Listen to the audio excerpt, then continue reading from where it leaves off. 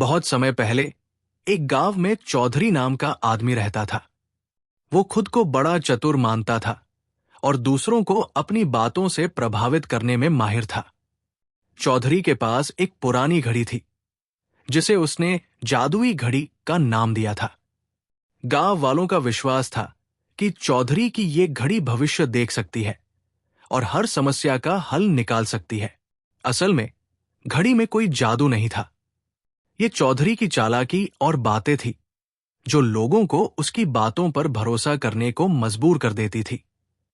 चौधरी ने अपनी घड़ी के बारे में इतनी कहानियां बना रखी थी कि कोई भी उसकी सच्चाई पर शक नहीं करता था। हलवाई रामू की मिठाई चोरी। एक दिन गांव का हलवाई रामू चौधरी के पास आया। वो बहुत परेशान था। उसने कहा, चौधरी साहब, मेरी दुकान में से रोज मिठाई गायब हो रही है। मैंने अपने सारे नौकरों को देखा लेकिन कोई चोर नहीं पकड़ा गया। आपकी जादुई घड़ी से पता लगाइए कि ये कौन कर रहा है। चौधरी ने गंभीर चेहरा बनाकर घड़ी को हाथ में लिया। उसने उसका शीशा घुमाया, कुछ मिनट तक आंखें बंद की और फिर कहा, रामू, घड़ी कहती है कि चोर कोई ऐसा है जो हर रोज दुकान के पास से गुजरता है और हलवा बहुत पसंद करता है।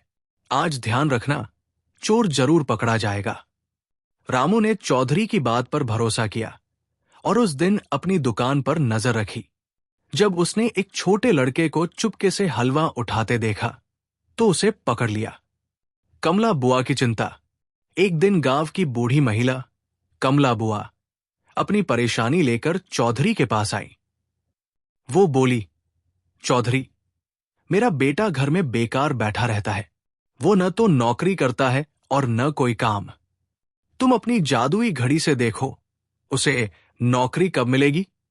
चौधरी ने अपनी घड़ी उठाई और गहरी सांस लेते हुए कहा, कमला बुआ, घड़ी बता रही है कि तुम्हारा बेटा तभी नौकरी करेगा जब वो रोज सुबह जल्दी उठेगा, मंदिर जाएगा और अपनी सास से अच्छे से पेश आएगा।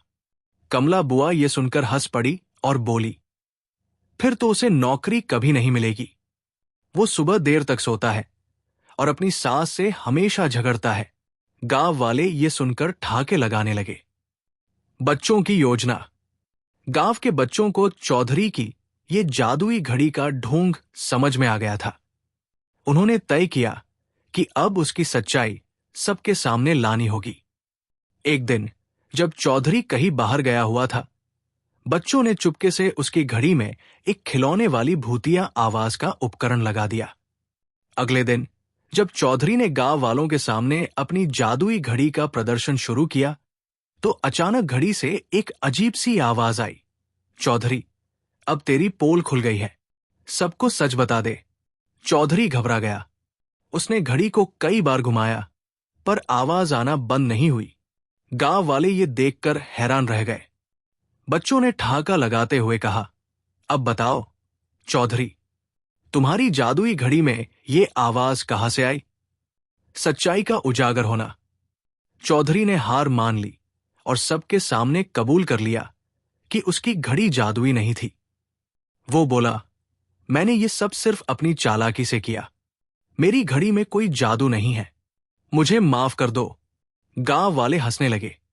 उन्होंने चौधरी को माफ कर दिया लेकिन उसकी चतुराई को मजाक का विषय बना दिया।